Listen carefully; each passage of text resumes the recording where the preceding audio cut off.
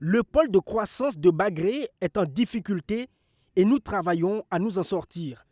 C'est l'économiste du Faso qui titre à la une en citant le directeur général du premier pôle de croissance du Burkina Faso qui a vu le jour en 2012. En 12 ans d'exploitation, cette zone d'environ 500 000 hectares a vu la réalisation d'infrastructures structurantes. Lesquelles infrastructures ont permis d'élargir les productions végétales, animales et piscicoles. L'idée à la création de Bagrépol visait à contribuer, voire faciliter l'autosuffisance alimentaire. Le gouvernement du capitaine Ibrahim Traoré poursuit cette dynamique. C'est pourquoi il a nommé un conseil des ministres Joseph Nikiema comme premier responsable en février dernier. Le directeur général de Bagrépol, se confiant au journal, indique que plus de 10 000 hectares font partie de la zone d'utilité publique.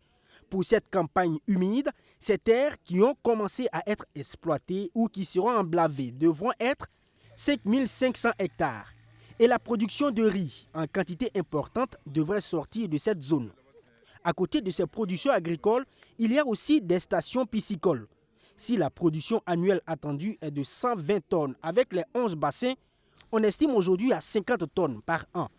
Un rabais qui peut s'expliquer par le nombre de poissons disponibles et le directeur de Bagrépol annonce des réformes et innovations comme la pisciculture dans le lac du barrage de Bagré.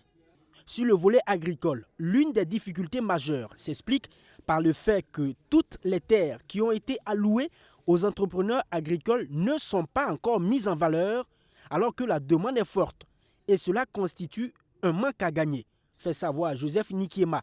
C'est pourquoi il envisage alléger les conditions d'attribution des terres et clarifier les engagements des différentes parties. Bagrépol, c'est aussi une ferme porcine mise en place depuis 2017. Ici aussi, des difficultés sont énormes. Il s'agit de l'approvisionnement en aliments directement liés au manque de financement.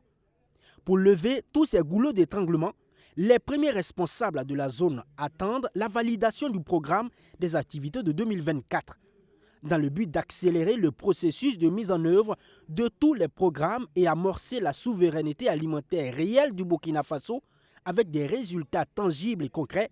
Le gouvernement a ordonné à la direction générale de cette société de délocaliser son siège depuis longtemps à Ouagadougou, à Bagré sur place. Des terres, pour l'instant, sont disponibles et tous les entrepreneurs sont invités à aller s'installer sur ces terres pour accompagner le Burkina Faso dans cette quête de souveraineté alimentaire.